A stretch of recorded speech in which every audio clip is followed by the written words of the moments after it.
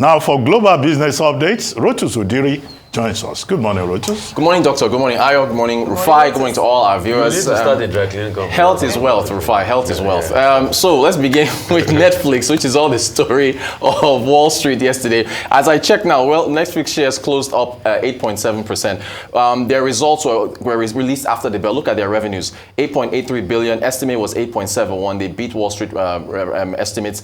Earnings per share came under estimates, $2.11. Estimates was $2.22.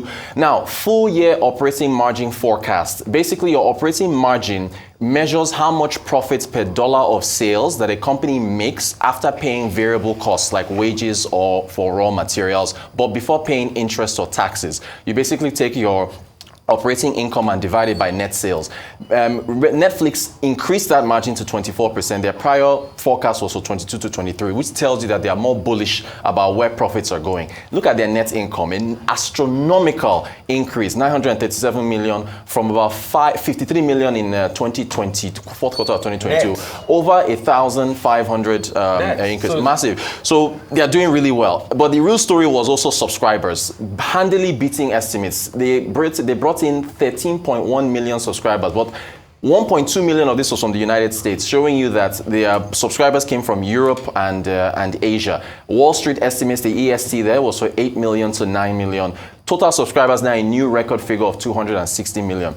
While we were in Davos, our hotel rooms had smart TVs, so you could log into a television while you're in hotel and watch your Netflix. And you can imagine what revenue streams that linear television used to depend on with hotels when they ordered normal TV and ordered cable television. So Netflix is just eating into margins left and right. They also announced a new deal for those who remember wrestling in the 1980s and 1990s. They've now taken over WWE's Monday Night Raw. Wow. For the next 10 years, it's a $5 billion deal, which breaks down to about $500 million per year. So Netflix is now really eating into linear television, now taking over sports. I think there was an award show, I think it's the Tony Awards, and one of the award shows that or Screen Actors Guild, I think that they are broadcasting now. So they are far and away beating all the other streaming services.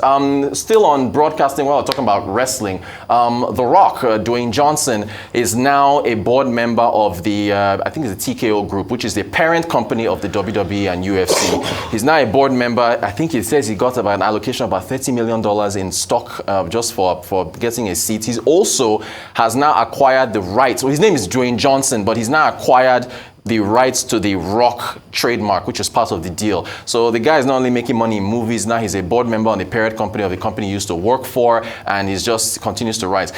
Still on broadcasting. Now, look, I make no bones about the fact, I openly admit that I am a Novak Djokovic fan, and everything he says I fawn over. But I wanted to share this. He showed a very strong understanding of the economics of sports broadcasting. There have been, as we just speak, I think Hubert Hurkacz and Daniel Medvedev are still playing, or they've probably just finished playing. It's about 7 a.m. now in Sydney, in Australia, where the Australian Open is going on. There have been issues with matches going on really, really late and impacting the players. So they've been saying, okay, what do we do about scheduling? Yannick Sinner, who Djokovic is going to play in the semifinals, there was an ATP tournament that he pulled out of because his match ended at 3 or 4 a.m. He couldn't play the next day. So here's what Djokovic said when they asked him, what should we do?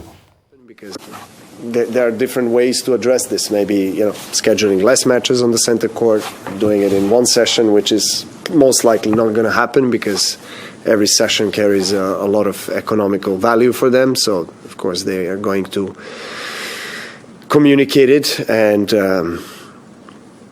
try to that way and try to get as many people for different sessions. And TV broadcasting there's a lot of elements that are in play. TV broadcasting is the one that pays a lot of money to the tournament and sponsors the tournament. So obviously, in the end of the day, they are the ones drawing the line and saying, we want to see this player at that session, or et cetera, Real quick on technology, Disney research, and when you think of Disney, you should be probably talking about streaming, but Disney's research has come up with what they call a volatile floor. It's a floor that allows multiple people to walk through virtual reality. So if the four of us were on this pad, Doctor could be heading north, Rufai could be heading south, Ayo could be walking east, and I could be walking west, and we'd be in the same room. So here is Larry Smoot, who they call an Imagineer. He's a patent person over in Disney's research department explaining it.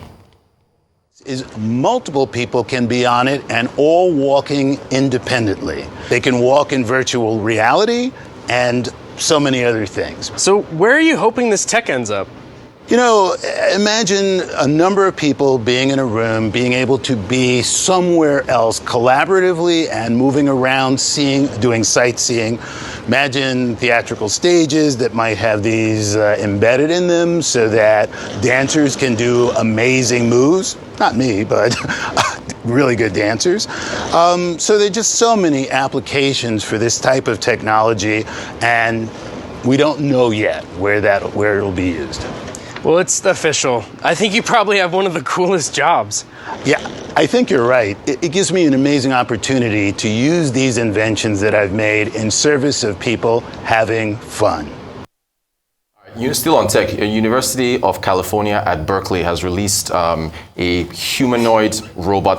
When we see robots now, we don't really get amazed by them, but it's from the University of California at Berkeley. So it's from a university. They built it, they have it walking around San Francisco. It collects data, learns about it processes the data, and then uses it to try to inform itself of what to expect next time it interacts with a particular road or particular individual or what have you.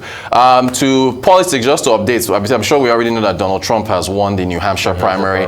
The question now was the margin of victory. As with 92% of the precincts reporting, he was up about 11 points. The question for Haley now is, how does she continue? February 24th is her home state of South Carolina, but with the endorsements coming in for Trump, I don't know how much further she's going to go.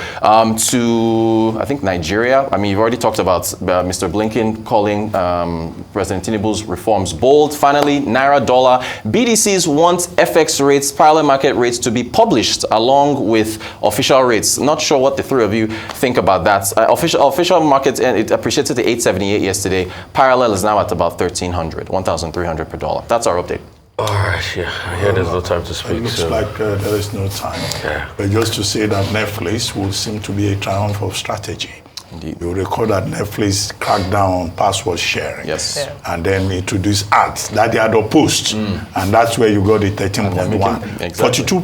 42% of most of those subscribers in about 12 countries were persons who decided to go for ads and all that. Yeah. Okay, but thank you. We understand you have another assignment.